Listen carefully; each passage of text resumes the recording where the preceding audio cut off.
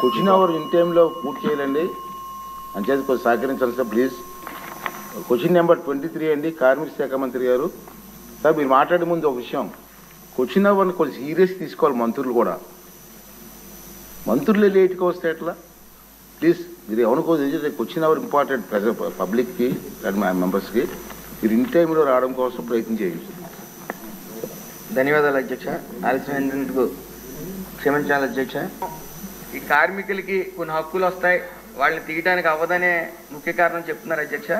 దాని గురించి కూడా మేము స్పెషల్ డ్రైవ్ పెట్టడం జరిగింది అధ్యక్ష. ఇక్కడ నుంచి ప్రతి 10 మంది దాటిన సంస్థ ఏదున్నా సరే అది కార్మిక శాఖ కింద రావాలనేది డ్రైవ్ కూడా చేయడం జరుగుతుంది అధ్యక్ష. ఇంచుమించు 2 సంవత్సరాల్లో దీని 25 లక్షల మంది, ఇప్పుడు 14,50,000 మంది ఇన్సూర్డ్ పర్సన్స్ ఉన్నారు అధ్యక్ష.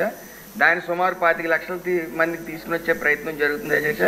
ఖచ్చితంగా అతి త్వరలో ఈ 12,610 ఏదైతే ఇన్సూర్డ్ పర్సన్స్ ఉన్నారో దాన్ని 20,000 చేసి అత్యంత వేగంగా ఈ తణుకు చుట్టుపక్కల పరిసర ప్రాంతాల వారికి ఈ 30 బెడెడ్ హాస్పిటల్ ప్రపోజల్ పంపడం జరుగుతుంది అధ్యక్ష.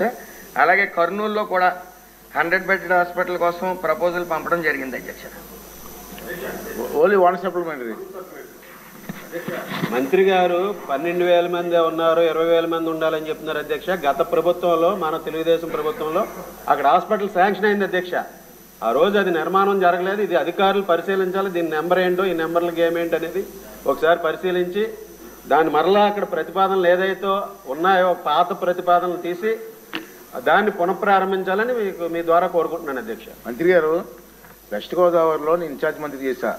కార్మికులు చాలా ఎక్కువ మంది ఉన్నారు, ఇండస్ట్రీస్ ఉన్నాయి, చేపల చెరువులు ఉన్నాయి కాబట్టి అధికారులతో కూర్చొని ఎమ్మెల్యే గారితో మాట్లాడి వీలైనంత 99% 100% అక్కడ చేయడానికి ప్రయత్నం చేయండి. సరే, ఓకే.